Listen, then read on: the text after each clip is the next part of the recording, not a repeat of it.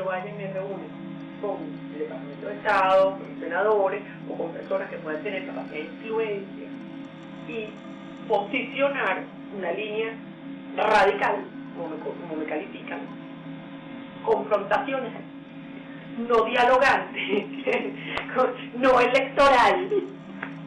Fabuloso. ¿Qué tal? Ahora, ¿qué me enteré yo? Ramón Guillermo de Leo le ha dicho, sí señor, Ramón Guillermo de Leo le ha dicho al Departamento de Estado que la única manera de salir de esto es provocar y acentuar una crisis, un golpe de Estado, un autogolpe, o un proceso de atornillamiento y domesticación donde se genera un sistema de control social total. Se está poniendo bajo el amparo del imperio. Just months following Maduro's election victory, municipal elections took place to elect hundreds of mayors and thousands of local councillors.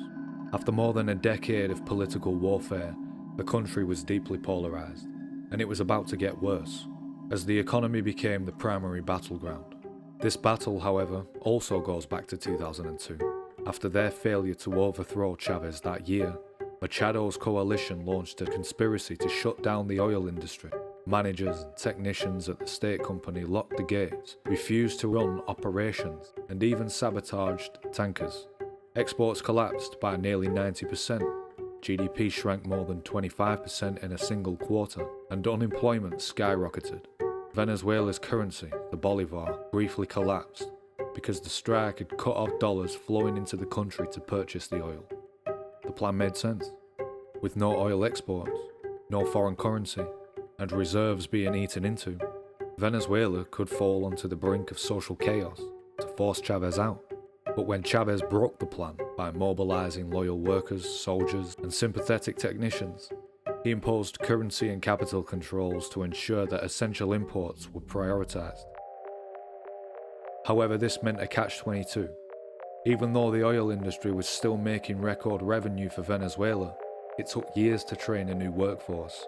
And as for the Venezuelan currency with controls, a black market for US dollars soared, created a shadow economy which had an effect on the economy as a whole. Private businesses hiked prices and often worked with corrupt government officials with privileged access to dollars. Chavez tried to tackle the cronyism and often sent the military into the warehouses to expose companies hoarding stock. And Maduro, just months into his presidency, also intervened and forced prices down, a move that helped his coalition secure more municipal seats in the election than Machado's coalition. Maduro and his coalition may have had 2 consecutive electoral mandates, but Machado was about to land a dizzying blow.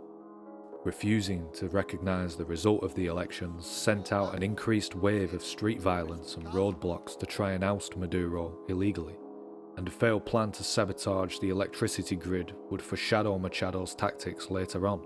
Tienes un secuestro con rehenes prolongado. Le cortas el agua, le cortas la luz, le cortas las armas, le cortas la plata. As 2014 began, the instability was spiralling out of control. Machado termed these protests La Salida, meaning the exit Maduro. The dilemma for Machado and the urban strongholds of her opposition was that middle-class grievances simply weren't the priority of the socialist government, and they were the minority of voters.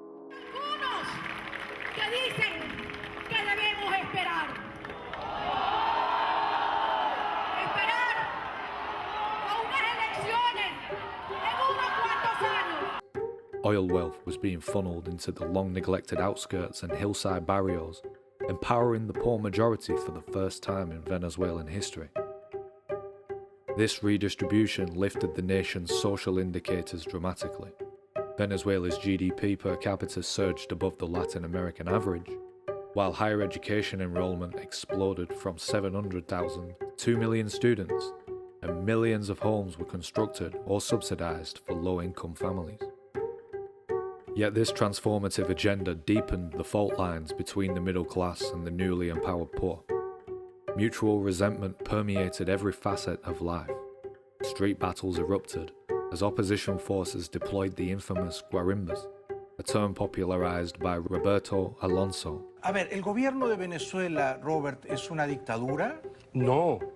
Who fled to Miami after rejecting the 2004 recall referendum on Chavez.